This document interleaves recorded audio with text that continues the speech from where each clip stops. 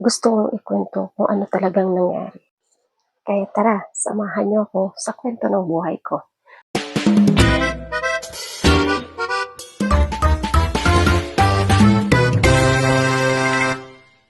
Hello guys, welcome back to my vlog. Pag-uusapan na po natin kung ano ang kwento ng buhay ko.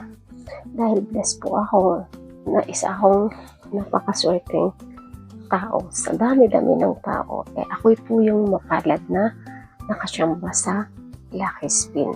But unfortunately, heto ako ngayon, nag-aantay ng result galing po sa Pagcor.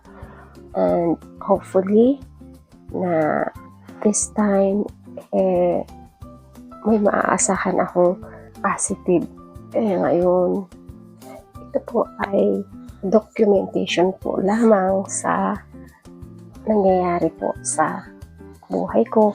Hindi po ako naninira, kundi document ko lang po kung ano po yung totoo at na-experience ko po. Noong June 5, pumunta po kami ng Manila together with my lawyer. Then, I presented all my evidence sa Pagcor po. And then, nung nakausap po namin yung Pagcor, isang empleyado po, sabi niya, pag-uusapan namin together with the online company.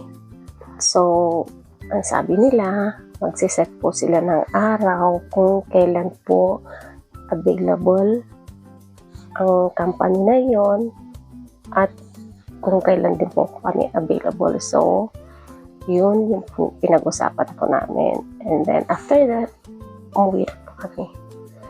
Then,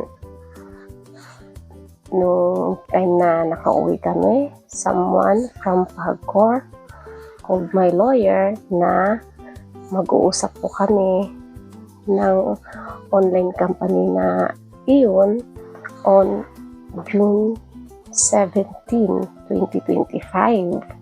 And that's the time that I met the lawyer and then the manager.